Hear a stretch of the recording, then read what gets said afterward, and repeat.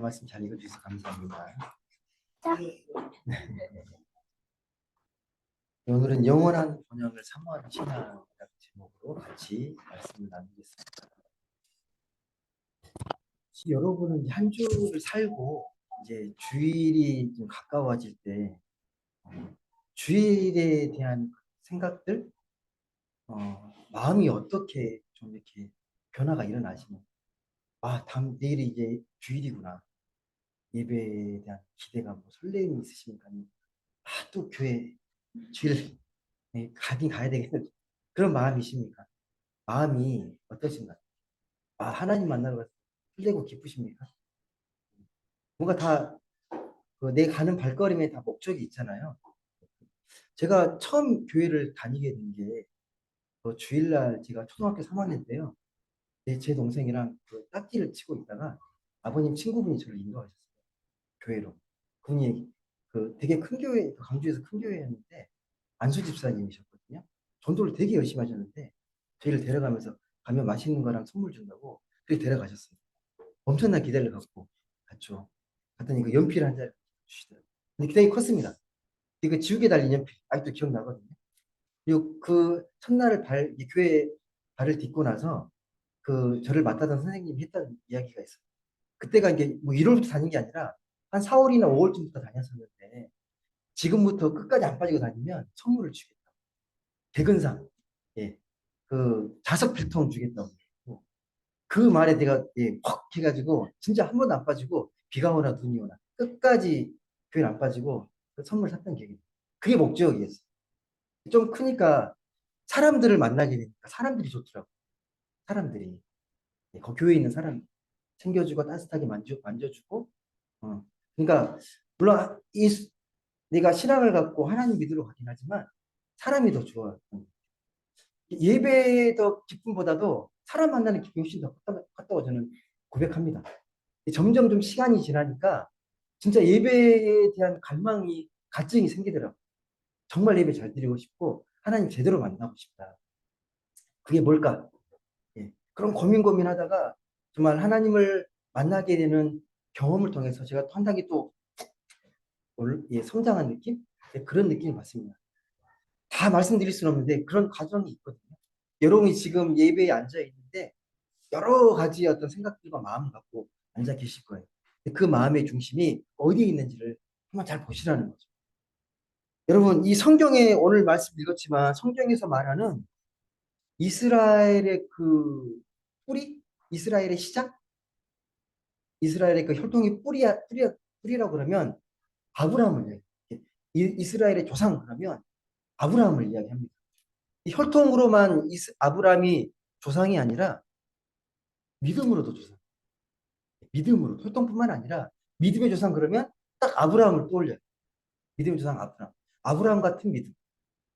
그래서 오늘 이 히브리서의 말씀에 이 히브리서 읽었던 11장 말씀입니다.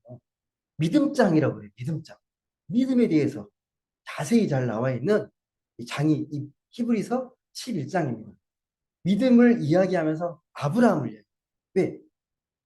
믿음의 조상은 아브라함이기 때문에 아브라함을 이야기합니다. 여러분은 잘 아실 거예요. 아브라함이 어떻게 해서 믿음의 조상이 됐는지. 원래 잘 살다가 갈대아 우르라는 본토 친척 집이 있었는데 아버지의 말씀, 하나님의 음성을 듣고 떠나라는 말을 듣고 떠났습니다. 본토 친척 아버지 집을 떠나서 하나님이 약속하신 가나안 땅을 향해 믿음으로 나아갔던 사람, 이 믿음의 조상, 이 아브라함이거든요. 근데 아브라함이 어떻게 해서 믿음의 조상이 되는지 출발이 이거예요. 출발. 이게 우리는 뭔가를 떠날 때 계산을 하잖아요. 내가 이곳에 있다가 예를 들면 뭐 지방으로 간다. 다른 곳으로 간다 그러면 여러 가지를 봅니다. 내가 직장 생활을 잘할 수 있는 곳인지, 주변 인프라는 어떤 것인지, 옮겼을 때 내가 더 안정되게 살 수 있을 것인지. 그런 조건에 맞으면 떠나는 거죠. 우리가 생각하는, 이주하는 조건은 그거잖아요. 이 아브라함은 갈 바를 알지 못하고, 단지 하나님의 약속만 믿고 떠났거든요. 무슨 말이냐면, 미래가 불확실한 상태에서 떠났다. 여러분은 어떻게 하시겠어요? 만약 아브라함처럼 떠나라 그러면 어떻게 하실 것 같아요? 내가 잘 살고 있는데 어느 순간 갑자기 더 좋은 땅으로 내가 인도할 테니까 가라. 근데 거기에 대한 정보는 하나도 없어. 뭐 지금처럼 안전하게 움직일 수 있는 게 아니라 가다가 뭐 산적을 만날 수도 있고 생명의 위협을 당할 수도 있고 재산을 다 뺏길 수도 있고 모르는 거예요. 미지의 길을 가는 거죠. 그게 출발이에요. 아브라함의 믿음의 조상이 된 게 하나님의 음성을 듣고 그 약속을 믿고 떠났다는 거죠. 똑같은 음성이 들려도 아브라함처럼 행동할 수 있겠냐는 거예요. 아브라함처럼. 우리 쉽게 보지만 예, 그가 믿음의 조상이 된 건 그 말씀에 순종해서 떠났다는 거거든요. 100명에게 만약에 하나님께서 말씀하셨다면 100명이 다 떠났겠냐는 거예요. 아니라는 거예요. 아니라는 거예요. 여러분 그런데 이 삶의 자리가요. 예를 들어서 A에서 B로 옮기게 되면 단지 물리적인 환경만 바뀌는 게 아닙니다. 그전에도 아마 아브라함은 하나님을 믿었기 때문에 그 말씀에 의지해서 갔을 텐데 물리적인 환경만 바뀐 게 아니라 이제 새로운 하나님을 의지해야 돼요. 그전에 되게 안정적이었어요. 예. 다 고향 뭐 사람들도 있고 지인들도 있고 내가 이미 오랫동안 뿌리를 내려놨던 좋은 환경인데 그 환경을 떠나서 새로운 환경을 간다는 건 정말 두려운 거예요. 불안한 거예요. 그러니까 하나님을 믿는 이 내 실존이 완전히 바뀌는 거예요. 완전히 예, 의지할 것은 하나님밖에 없는 상황으로 바뀌는 거거든요. 그러니까 하나님이 달리 보였을 거예요.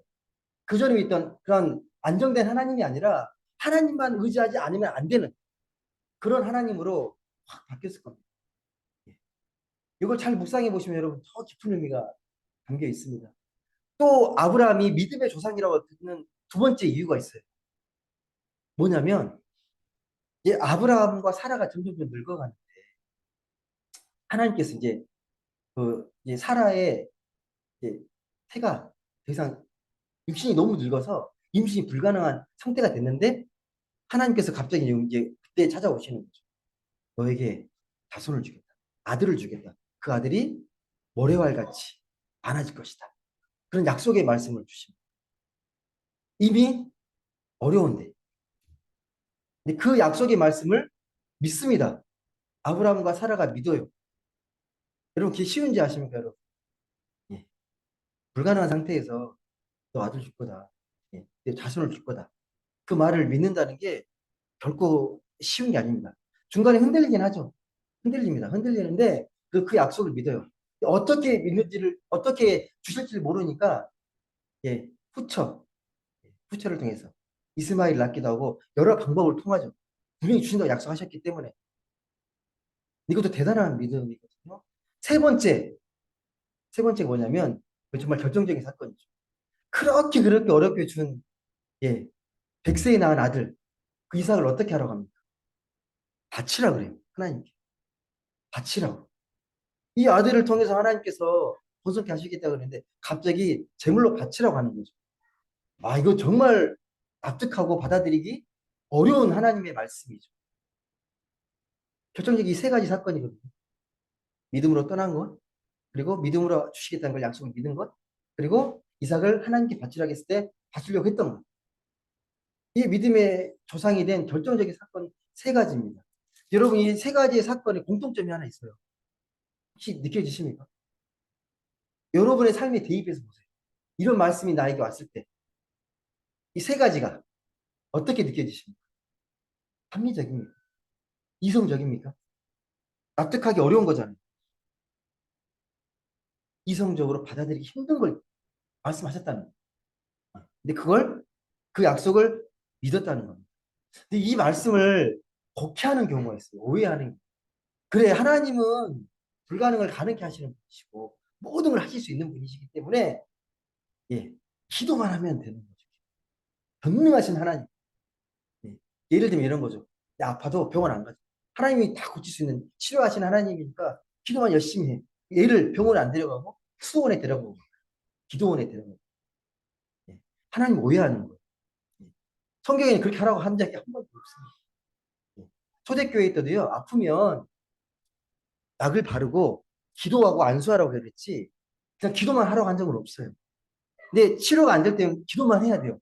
인간이 할 수 없는 건데 하나님께 모든 걸 맡기고 기도해야 되지만 하나님께서 모든 걸 하시기 때문에 기도만 하면 된다. 이게 되게 맹목적 신앙이고 이걸 소위 광신이라고 말하는 무조건적으로 믿는지.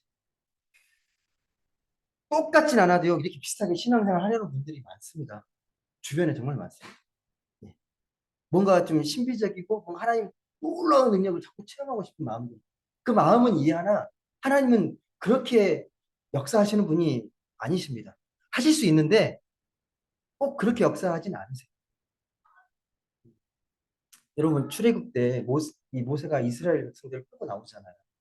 끌고 나오는데 거기서 곳곳에서 하나님을 경험합니다. 풍기가 갈라지고 10가지 재앙도 보게 되고 물이 없을 때만 만나와 메추라기 내리고 그 놀라운 것들을 경험하는데 이제 그 과정에서 하나님께서 모세를 부르시죠. 시내산에 말씀을 주겠다. 이 말씀을 이게 계명을 갖고 하나님과 약속을 통해서 너희들 하나님 백성 되겠다고 약속하시면서 이 십계명을 주기 위해서 모세를 부릅니다. 근데 그 기간이 좀 이제 한 달이 넘어가고 그러니까 밑에 있는 사람들이 불안해. 지도자가 없으니까 얼마나 불안하겠습니까? 그래서 불안한 마음을 누구에게 아론에게 찾아가서 지금 이러고 있을 때 아니다. 우리 불안해 죽겠다. 빨리 신 만들어라고. 우리를 인도할 수 있는 신을 만들어. 여러분 그 말씀 잘 보시면요. 지금 모세가 없어서 모세를 걱정하는 게 아니고 지금 우리가 불안해 죽겠으니까 지금 우리 인도할 신 앞에 내놓으라는 거예요. 그렇게 금송아지로 만들어내잖아요.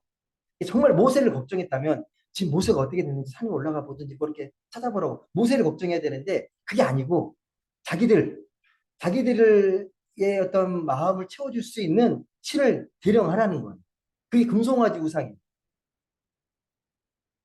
하나님을 온전히 믿는 게 아니라 내가 투사하는 믿음이에요. 내가 투사하는.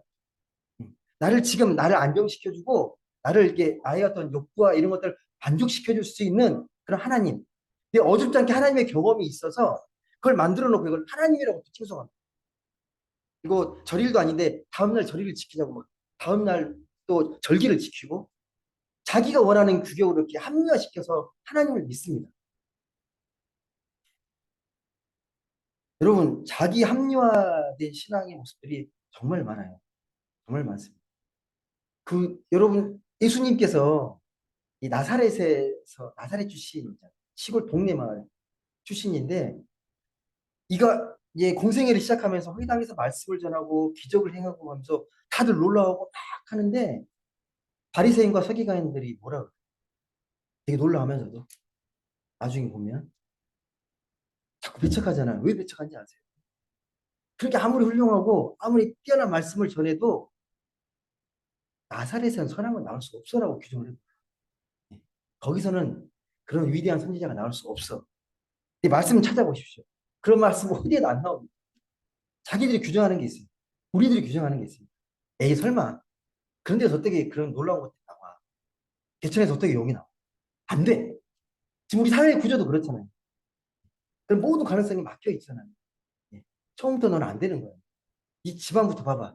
태어난 게 어떻게 태어났는데 무슨 네가 그런 훌륭한 꿈을 꿀 수 있어. 안 된다니까. 선한 게 나올 수 없어라고 자꾸 이야기하는 거죠. 소위 말해서 여러분, 그러니까 우리가 믿음 생활 하는데 어줍지 않게 하나님을 경험하면요.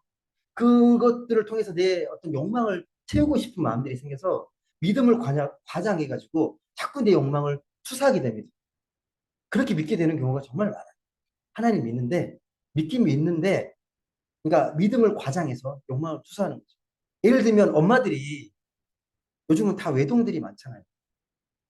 열심히 정말 그 아이를 위해서 최선을 다해서 모든 것을 예, 올인해서 뭐 다 해주는데 마치 이 모든 것이 이 아이를 위한 것처럼 하지만 그 내 엄마의 성공을 자녀에게 투사하는 거잖아요. 이 아이가 뭘 행복하고 뭘 좋아하는지 모르는 넌 이 길을 가야 돼. 이게 너한테 가장 행복한 거야. 자꾸 이렇게 얘기하면서 이렇게 몰아내잖아. 우리의 믿음도 그럴 수 있습니다. 하나님 믿는데 그 하나님을 믿는 믿음이 알게 모르게 내 욕망이 투사된 거야. 내가 믿고 싶은 대로. 내가 이렇게 만드는 거죠. 그 틀을. 이런 하나님. 내가 경험한 하나님이 정말 소중하기 때문에 이 경험을 하지 않으면 하나님을 인정하지 않는 거예요. 그러니까 뭐 소위 신앙생활 열심히 하면 이제 방언도 하고 통성기도 정말 잘하고 그걸 못하면 신앙이 떨어지는 거죠. 착각할 수 있는 거죠.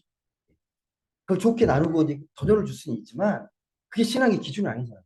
만약 그 기준이라면 김동호 목사님 제가 뭐 비하하는 게 아니라 수준이 낮은 거예요. 방언도 못 하시고요. 통성기도도 못 하시고 그 기준이 아니잖아요. 여러분 근데 아브라함의 믿음이 왜 위대하냐면요. 말씀에 따라 순종해서 그 길을 갔다. 내 욕망을 투여해가지고 나 이렇게 되고 싶으니까 이렇게 해달라고 하는 게 아니라 그 말씀을 듣고 말씀에 따라 길을 갔다. 믿음에 따라서. 아브라함에 대해서 창세기 말씀을 잘 보시게 되면요. 간구하는 기도가 아니라 늘 말씀을 들어요. 말씀을 들으면 그 말씀 어떻게 내가 순종할까 그걸 고민해요. 내가 먼저 간구하거나 그러지 않아요. 예. 하나님 음성을 잘 듣고 그 말씀을 통해서 내 미래를 하나님께 맡기는 거죠. 그런 신학의 모습이 아브라함에게 비춰진다는 거죠. 그래서 아브라함을 우리가 믿음의 조상이라고 말합니다. 여러분은 이 아브라함이 정말 믿음의 조상으로서 잘 이게 내 신앙의 귀감이 되고 본이 되십니까? 어떠세요? 중요한 사실은 아브라함이 그 믿기 힘든 것들을 믿었잖아요. 이루어지지 않을 것 같은 불가능한 것들을 믿었는데 놀랍게 다 이루어지잖아요. 정말 그 믿었더니 말씀대로 약속의 땅에 들어가게 됐고 가나안 땅에 들어가게 됐고 또 때가 되니까 이삭을 주셨고 또 후에 이삭을 통해서 하나님이 민족을 이루게 하시잖아요. 씨를 통해서. 그래서 하나님은 아브라함을 믿음의 조상이라고 높여주십니다. 그걸 그대로 고스란히 오늘 신약에 있는 히브리서 말씀도 아브라함을 뭐라 그럽니까? 믿음의 조상이라고 우리에게 분명하게 말씀합니다. 그런데요, 이 히브리서 말씀을 잘 보시게 되면 그렇게 아브라함을 믿음의 조상으로 또 모두에게 믿음의 귀감으로서 도조든으로서 이야기하는데 뭔가 좀 다른 각도에서 봅니다. 이 아브라함에 대해서 다른 면을 우리에게 이야기합니다. 조금 의아하게 들리기도 합니다. 그 말씀이 히브리서 11장 13절에 기록되어 있거든요. 보시겠습니까? 히브리서 11장 13절 말씀. 믿음에 대한 그 선진들의 이야기를 쭉 하면서요. 13절에 이렇게 말합니다. 13절 한번 같이 읽어보겠습니다. 시작. 이 사람들은 다 믿음을 따라 죽었으며 약속을 받지 못하였으되 그것들을 멀리서 보고 환영하며 또 땅에서는 외국인과 나그네임을 증언하였으니 혹시 발견되십니까? 여러분 아브라함이 어땠다 그랬습니까? 아브라함이 하나님의 약속의 말씀을 믿고 그걸 따라서 살았잖아요. 그 약속이 다 성취가 됐잖아요. 아닌가요? 말씀대로 그 약속을 믿어서 땅도 얻고 자손도 얻고 그 축복을 받았잖아요. 그런데 왜 약속을 받지 못했다고? 뭐죠? 왜 약속을 받지 못? 바로 앞구절까지 모든 약속이 다 이루어졌다고 우리에게 말하면서 다시 약속을 받지 못했다고 합니다. 약속이란 말이 되게 많이 나오거든요. 약속. 또 믿음이란 말이 계속 나오고. 근데 약속을 오늘 13절 보시게 되면 받지 못했다 그래요. 왜 받지 못한 거예요? 다 받은 거 아니에요? 이만한 믿음의 축복이 있습니까? 아브라함만큼. 분명 하나님 약속대로 땅과 자손의 축복을 받았는데 왜 또 아브라함은 자기 자신을 나그네의 처지라고 이렇게 고백을 합니까? 나는 나그네다. 더 나은 본향을 사모한다. 왜 이렇게 이야기를 하는 걸까요? 분명 고향을 떠나서 하나님 약속하신 가나안 땅에 갔는데 그 땅이 본향이 아니라는 거예요. 그 땅도 나그네 이방인 신분이라고 그렇게 얘기해요. 영원한 본향이 아니라. 그래서 더 나은 본향을 사모한다고 해요. 좀 이해되십니까, 여러분? 힘들고 어렵게 막 그 고향을 떠나서 겨우겨우 가나안 땅에 정착하고 이렇게 민족을 이루고 살아가는데 여기가 내 땅이 아니다. 이건 내 고향이 아니다. 난 더 나은 영원한 본향 사모한다. 그렇게 이야기하는 겁니다. 여러분 좀 이해되십니까? 그러면서 16절 보시게 되면요. 그 본향에 대한 의미, 뜻이 나옵니다. 그 본향이 뭔지가. 예. 한번 16절 한번 읽어보겠습니다. 16절. 같이 읽어보겠습니다. 시작. 이제는 더 나은 본향을 사모하니 곧 하늘에 있는 것이라. 이러므로 하나님이 그들의 하나님이라 일컬음 받으심을 부끄러워하지 아니하시고 그들을 위하여 한 성을 예비하셨느니라. 아멘. 그러니까 이 더 나은 본향은 어디예요? 이 땅이 아니라 하늘나라. 하늘에 있다고 말을 합니다. 더 나은 본향을 사모하는데 이 땅에서 있는 게 아니라 하늘나라. 하늘에 있는 더 나은 영원한 본향을 사모한다는 겁니다. 그때 하나님 뭐라고 얘기하십니까? 그렇게 본향을 더 나은 영원한 본향을 사모하는 아브라함에게 하나님께서 뭐라고 말씀하십니까? 그들을 기특하게 여기시죠. 이런 믿음의 고백을 부끄러워하지 않으시고 그들을 위해서 하나님이 하늘나라에 한 성을 예비하셨다. 아, 네가 진짜 하나님 백성이구나. 이 땅이 전부가 아닌 걸 알았구나. 라고 칭찬하시고 그들을 부끄러워하지 아니하시고 인정하시면서 그들을 위해 한 성을 예비하고 있다. 여러분 더 나은 본향? 어떻게 좀 드십니까? 여러분 우리 신앙생활 가운데 본향, 영원한 고향 이렇게 이야기를 들으면 여러분 이렇게 좀 피부에 와닿습니까? 이게 어떤 건지 좀 피부에 닿으세요? 더 나은 영원한 본향. 평소에 사모하고 사십니까? 어떠신 것 같으세요? 더 나은 영원한 본향. 만약 정말 이 아브라함의 고백처럼 이 땅의 삶이 나그네 같고 이방인 같으면 더 절절하지 않을까? 이 땅이 나그네 같이 느껴지면 아, 더 나은데 내 영원한 안식처, 평온한 본향을 삼하고 싶은 마음이 생기지 않겠습니까? 여러분? 이 땅이 여러분 어떻게 느껴지세요? 만약에 이 본향이라는 게 약간 막연하게 느껴지고 실감나게 느껴지지 않는다면 여러분은 이 땅의 애착이 더 큰 것입니다. 이 땅의 애착이 더 큰 거예요. 예, 세상 사람들과 비슷해지는 거죠. 이 땅이 전부인 거죠. 여러분 만약에 내가 이 땅을 나그네로 여기지 않고 더 나은 영원한 본향을 사모하지 않고 살아가게 되면 여러분 오늘 말씀했던 이 차원을 이해하기 어려워요. 이 영원한 본향을 사모하는 것 예, 이게 어떤 신앙인지 어떤 하나님 나라의 차원인지를 깊이 있는 신앙을 이해하기가 어렵습니다. 내가 영적으로 나그네 된 심정을 가져야 오늘 말씀이 제대로 이해되기 시작합니다. 그러니까 오늘 이 말씀을 통해서 히브리서가 전하는 아브라함을 통해서 이 본향의 의미를 좀 오늘 제대로 좀 잘 이해하시면 좋겠습니다. 여러분 아브라함을 다시 한번 볼게요. 아브라함은요 인간적으로 매우 매력적인 사람.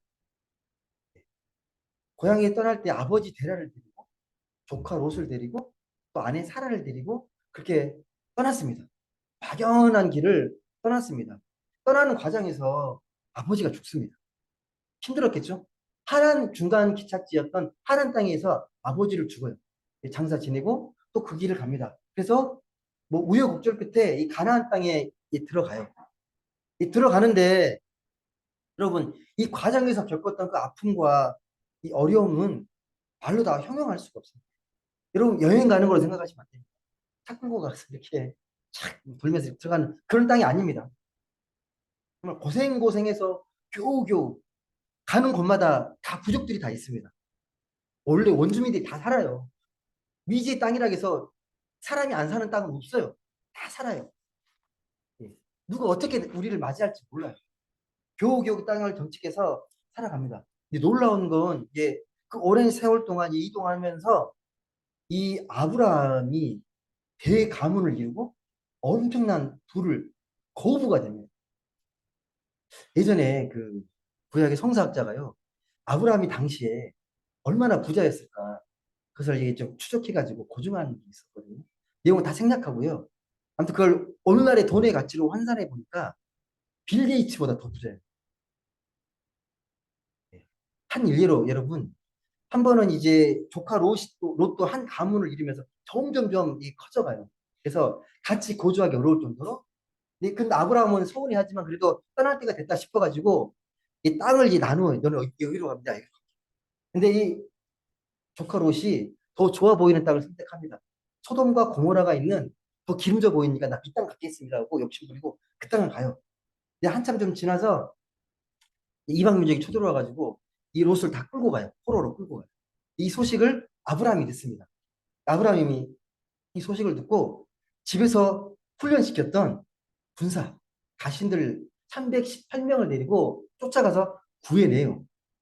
여러분 이 318명은요 나라의 군대가 아니고 집에서 같이 동고동락하는 군사의 숫자예요. 318명. 정예군이에요. 이 318명으로 그 왕이 4명의 왕이 연합했던 거기에 포로를 끌고 오잖아요. 물리치고 한 예를 드는 건데 집안에 하인도 정말 많고요. 어마어마한 그 물질의 축복을 받았어요. 이 구약에서의 축복 그러면 물질의 축복으로 많이 이야기하는데 여하튼 간에 아브라함은 어마어마한 부자가 됐어요. 고부가 됐어요. 모두가 부러울 만한데 또 믿음도 좋아요. 이 아브라함은 충분한 은혜를 받은 것 같은데 오늘 말씀에 뭐라고 그러냐면 진짜 약속 받지 못했다. 진짜 약속은 아브라함이 받지 못했다고 이야기하는 거예요. 이게 좀 의아스럽잖아요. 왜 여전히 그렇게 많은 하나님의 축복을 받고도 왜 번영을 사모했을까? 왜 그리워했을까? 예. 우리의 인생을 이 나그네 길로 많이 비유합니다. 그 저는 나그네 그러면 무조건 그 노래가 떠올라요. 최희준의 하숙생. 예, 뭐 젊은 분들 잘 모르겠지만 인생은 나그네기. 어디로 왔다 어디로 가는지 잘 모르겠다. 뭐그 노래거든요. 뭐 영화나 뭐 드라마나 소설에도 나그네라는 주제가 많이 쓰입니다. 우리도 영적으로 나그네라고 말을 하는데 피부로 실감하진 않아요. 그렇게 막 난 나그네처럼 살고 있다. 그렇게 안 여길걸요? 뭐 집도 있고 안정적으로 살기 때문에 그렇게 안 여길 거예요. 왜 그런지 아세요, 여러분? 우리의 삶은 매우 바쁘고 분주합니다. 당장 해결할 일들이 정말 많아요. 나그네 딱 그러면요. 되게 한가해 보이고 되게 낭만적. 나그네 그러면 지금 당장 급해 죽겠는데 무슨 나그네야 지금. 해결할 일이 산더미처럼 쌓여 있는데 마치 우리는 어떻게 살아가냐면 지금 급한 화장실 연구를 끝내야 되는 것처럼 예, 당장 막 급한 걸 막 쫓아서 그걸 해결해야 될 것처럼 살아갑니다. 그게 우리의 삶이에요. 이 나그네라는 말이 피부에 막 와닿거나 막 그렇게 느껴지지 않아요. 내 인생이라는 것. 그 급한 일들은 여러분 각자 다 다르겠죠. 그게 뭐 누구에게는 대학의 문제, 누구에게는 취업의 문제, 누구에게는 연애의 문제일 수도 있고, 누구에게는 자녀의 문제일 수도 있고, 누구에게는 관계의 문제, 누구에게는 집 문제일 수도 있고요. 무엇보다 돈 문제일 수도 있고. 이게 가장 급한 일이죠. 빨리 내 이걸 뭐 집을 얻든 돈을 얻든 관계를 해결하든 자녀 문제, 취업 문제 가장 급한 일이거든요. 근데 이렇게 살아가는 게 이상한 건 아닙니다, 여러분. 나 믿음 이게 아니고요. 누구나 그 삶 속에서 살아갈 수밖에 없어요. 이걸 또 살아가는 걸 되게 또 뭐 이렇게 뭐 비하하거나 그래서도 안 됩니다. 이걸 무시하거나 초월해 살아갈 수 있는 존재가 아니에요, 우리는. 옛날에 아브라함은 어땠을 것 같습니다, 여러분? 이런 거 고민 안 했을 것 같습니다. 예, 배고프면 먹어야 되고 아프면 누워야 되고요. 아브라함의 그 집안도 가솔이 많은 만큼 엄청난 긴장과 갈등이 되게 많습니다. 당장 자기 본처인 이 사라와 후처와의 갈등도 되게 크잖아요. 이 하갈과의 갈등도 되게 큽니다. 이거 해결하는데 얼마나 중간에서 힘들었겠습니까? 우리 인생은 당장 급한 일로 넘쳐나요. 당장 해결 일들로. 그럼에도 우리는 무엇보다도 오늘 말씀처럼 아브라함처럼 내가 영적으로 나그네구나라는 것을 깨닫는 게 중요해요. 나 나그네다. 나는 나그네다. 본향을 사모해야 된다. 그러니까 무슨 말이냐면 여러분 우리가 급한 일들 있잖아요.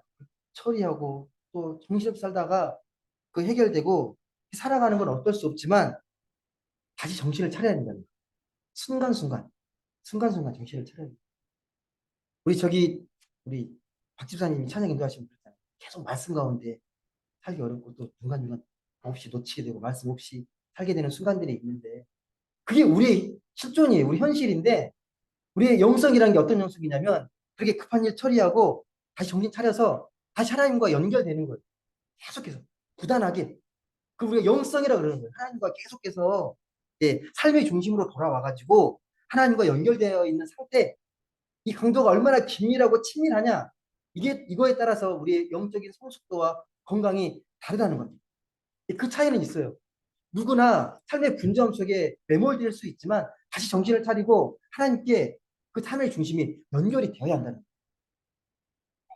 그런 영적인 민감함과 자각을 잘 유지한 사람들이 성숙한 신앙이고 오늘 말씀에 히브리서 11장에 나와 있는 믿음의 선진들입니다.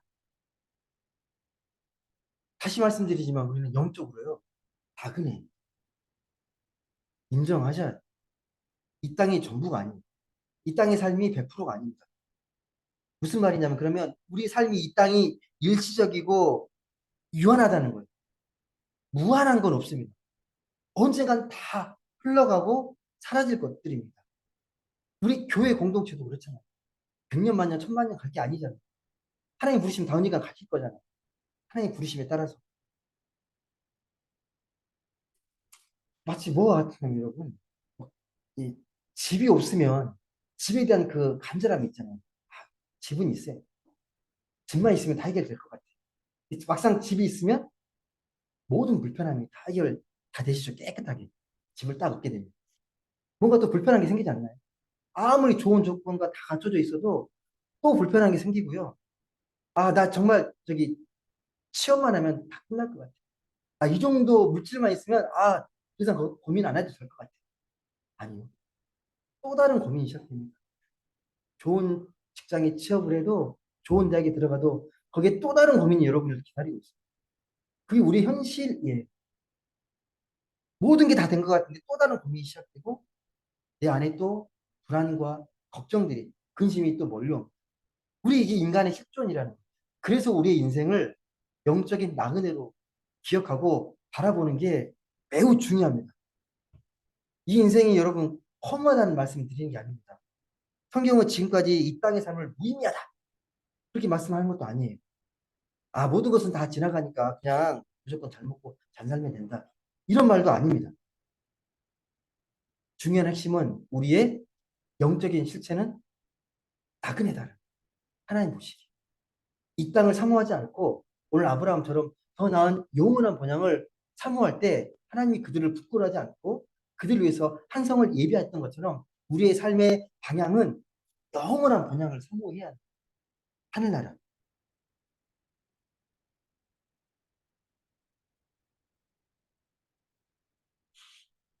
다시 말씀드리지만 아브라함은 이가적으로 많은 걸 이뤘습니다.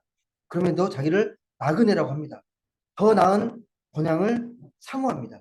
근데 그 번향은 우리가 16절에 읽었던 것처럼 이 땅이 아니라 하늘입니다. 여러분 이게 무슨 말이냐면 곰곰이 생각하셔야 돼요. 그러니까 우리가 품어야 될 영원한 번향은 하늘인데 우리가 딛고 있는 실존은 땅이라는 거예요. 이 땅을 살아가야 된다. 이 땅을 어떻게 살아가냐? 하나님이 기뻐하신 삶으로 살아가야 되는데 이 땅을 살아가면서 우리가 겪게 될 수많은 인생의 고민과 여러 가지 어려움과 힘든 것들, 답답한 일들을 겪으면서 우리가 살아가야 한다는 겁니다. 이것은 누구나 예외 없고 똑같이 겪어야 할 일입니다. 얼마나 강하게 느끼냐. 그 차이는 있지만 더 나은 본향에 대한 사모함은 누구에게나 똑같아야 한다는 거예요. 내 나그네라는 것들이 더 강렬해지면 강렬해질수록 영혼의 본향, 사모하는 마음은 더 짙어질 거예요. 여러분 만약에 오늘 말씀에 나와 있지만요. 외국의 동포들이 있는데 외국의 동포들이 고국이 있잖아요. 고국을 떠나서 다른 타지에 타향에 살게 되는데 만약에 자기가 나그네라는 생각을 안 갖게 되면요. 나그네라는 것들을 자꾸 잊으려 하거나 자꾸 지우려고 할 거예요. 고국에 돌아가고 싶은 마음이 없으면. 근데 내가 언젠가는 돌아갈 거야 그러면 그 고향에 대한 사모함 더 짙어질 거예요. 내가 이 땅에서 정말 나그네처럼 살아가는 더 나은 본향이 있는데 어, 참고 하나님 본향을 품고 살아가야지. 그런 마음이라면. 그럼 여러분 이 본향이라는 것, 이 하늘나라라는 것, 이게 구체적으로 우리가 이 땅을 살아가면서 어떻게 좀 더 깊이 있게 받아들이고 이해할 수 있을까요? 내가 더 나은 번영, 영원한 하늘나라. 그걸 사모하며 살아갈 수 있으려면 우리가 어떻게 해야 되겠습니까? 여러분은 마음에 이런 확신이 있습니까? 나 은혜라는 확신이 좀 생기십니까, 여러분? 아, 나는 그렇지. 영적인 나그네다라는 것들이 정말 딱 생기십니까? 보통 우리가 이 천국, 하늘나라 그러면 죽어서 가는 걸 생각하잖아요. 그곳에 가면 배고픔도 없고, 아픔도 없고, 슬픔도 없고, 애통함도 없고, 죽음도 없는 곳? 한번 여러분 생각해 보십시오. 여러분 이제 때가 돼가지고 하나님 부르셨어요. 죽어서 이제 하늘나라 가게 되는데, 거기에서 우리가 서로 알아볼 수 있을까요? 하늘나라 딱 올라가는데, 와, 서로 다르게 알아보고. 아니면 여러분이 딱 죽었을 때, 그 하늘나라의 모습이 지금 그대로의 모습일까요? 예를 들면, 사람마다 다른데, 아버지가 일찍 죽었어요. 젊을 때 죽었어요. 자기는 이제 뭐, 이제 늙어서 장수해서 더 많은 나이를 먹고 죽었는데, 아버지는 젊고, 나는 게 늙었는데, 어떤 모습으로 나타나는 게 맞는 걸까요? 피부색은요? 태어나자마자 죽은 아이들. 혹시 이런 거 생각해 보셨습니까? 예. 어떠세요, 여러분? 이런 질문들은 여러분 호기심은 유발할 수 있는데 아무런 의미가 없어요. 왜 없냐? 이런 질문들은 우리의 생명을 여전히 이 땅의 차원으로 생각하시는 거예요. 지금의 모습으로. 나그네와 같은 차원의 생명을 이해하면 그렇게 볼 수 없어요. 예. 우리의 본향이 하늘에 있다. 이 말은 먼저 이걸 꼭 기억하셔야 합니다. 우리가 죽어서 가게 될 하나님 나라는 이 땅과는 차원이 다른 세계라는 거 꼭 기억하셔야 됩니다. 지금의 모습으로 자꾸 대비시키면 뭔가 자꾸 어긋납니다. 이 세상에서 경험하는 생명의 세계와는 전혀 다른 차원이에요. 여러분, 우리가 만약에 이제 하늘나라 간다는 걸 이렇게 착각하시면 안 됩니다. 우리가 사모한 하늘의 본향은 이제 마치 내가 우주선을 타고 다른 행성의 또 다른 세계에 살아가는 것 그렇게 착각하시면 안 됩니다. 많은 그리스도인이 착각하는 게 이런 건데 천국을요 하나님의 나라를 자신에게 익숙한 걸로 자꾸 위치시켜요. 내가 익숙한 걸로 전혀 새로운 경험이고 새로운 낯선 세계인데 내가 알 수 있고 내가 어, 익숙한 어떤 걸로 자꾸 막 일치를 시키려고 하는 거죠. 이 하나님의 나라를. 이 하나님 나라의 속성은 그런 게 아닙니다. 스탠리 하워스라는 유명한 기독교 신학자, 기독교 윤리학자인데 이분의 그 책을 통해서 많이 공부를 했거든요. 공부를 하면 배웠던 책인데 그분의 책 중에 주기도문, 주여 기도를 가르쳐 주소서라는 책이 있어요. 이 책 되게 좋은 책이에요. 이 책에 보면요 이런 말이 나와요. 한번 읽어드릴 테니까 한번 뜻을 한번 음미해 보세요. 우리는 어떻게든 하나님을 자기 형상대로 만들어 내려 하고 급기야 어떤 이들은 사용자 중심의 교회를 만들어야 한다고 말하기도 합니다. 카펫이 깔린 침실 같은 분당에 푹신한 의자가 놓여 있고 부대 시설로 농구장을 구비한 주변 문화와 너무도 흡사하게 만들어진 이 교회에서 우리는 무엇인가 낯선 것, 기이한 것과 마주칠 일은 전혀 없다. 하늘에 계신 하나님께 기도한다는 것은 하나님을 자기 취향에 맞게 길들이려고 하는 현대인들에 대한 경고다. 이 하늘에 계신 하늘을 우리가 사모하는 모습에서 꼭 기억해야 될 것입니다.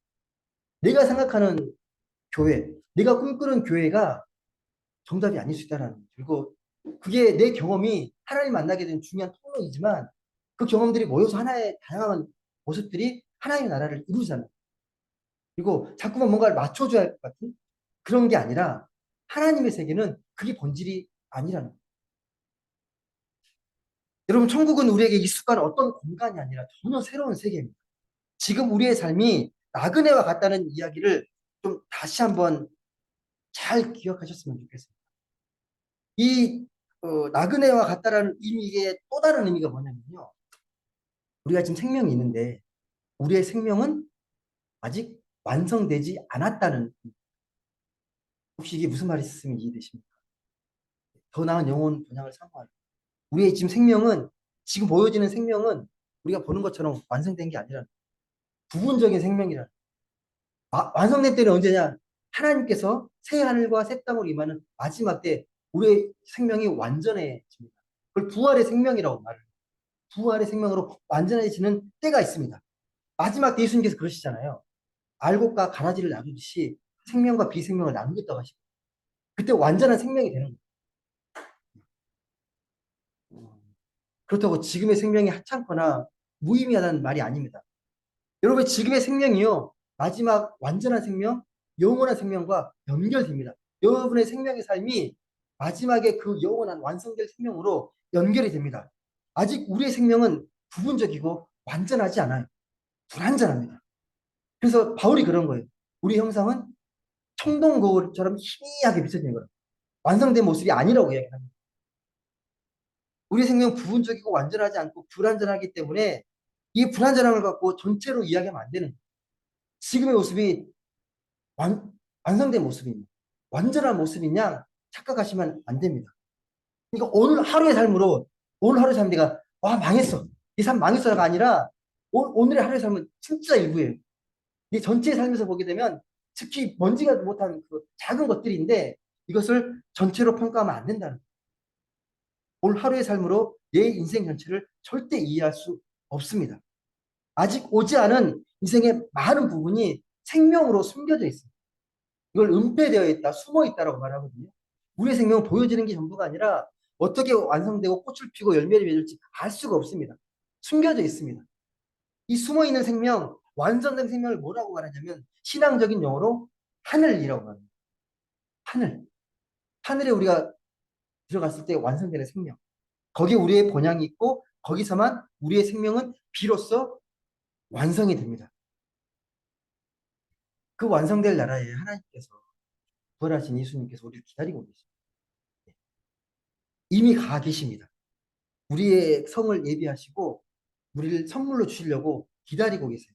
환성을 예비하고 계십니다.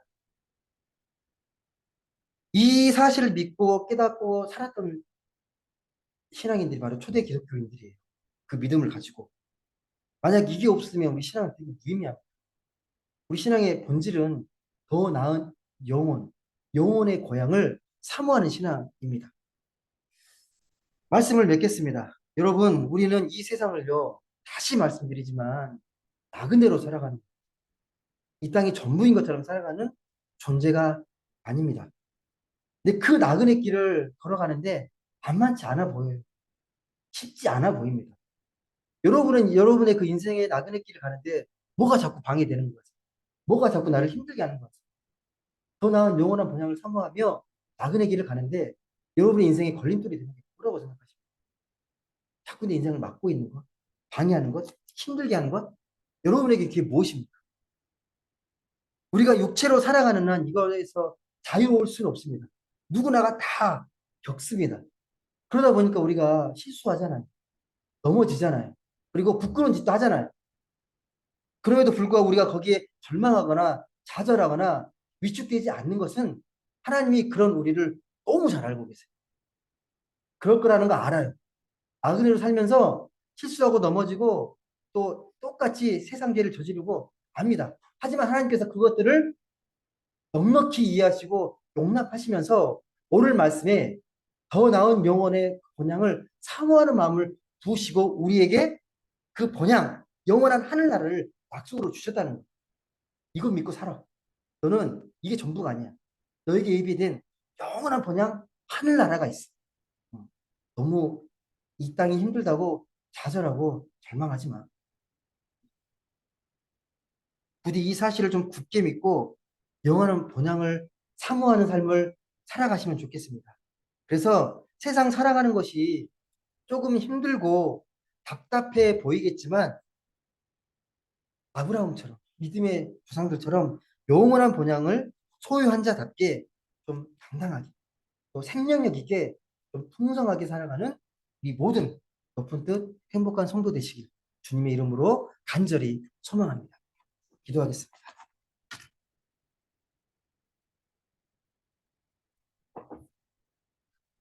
사랑의 하나님 감사합니다. 오늘도 귀하고 복된 주일을 허락하시고 우리가 하나님 앞에 자녀로 또 이 땅을 나그네로 살아가는 존재임을 다시금 생각해 봅니다. 이 땅이 아무리 좋아도 이 땅에 누릴 것들이 아무리 많아도 우리가 갖게 될 우리가 누리게 될 영원한 본향 하늘나라에 비하면 아무것도 아님을 깨닫게 하시고 이 땅에서 힘들고 답답하고 슬프고 또 괴로운 일을 만날 때마다 나에게는 영원한 본향이 있어. 하나님이 예비하신 한 성이 있어라고 고백하면서 그 삶을 우리가 넉넉히 이겨내고 또 주님이 기뻐하시는 삶으로 변화된 삶을 살아가는 우리 모두가 되게 하여 주옵소서. 감사드리며 사랑이 많으신 예수님의 이름으로 기도드립니다. 아멘. 찬송가 406장 다 같이 찬송하시겠습니다.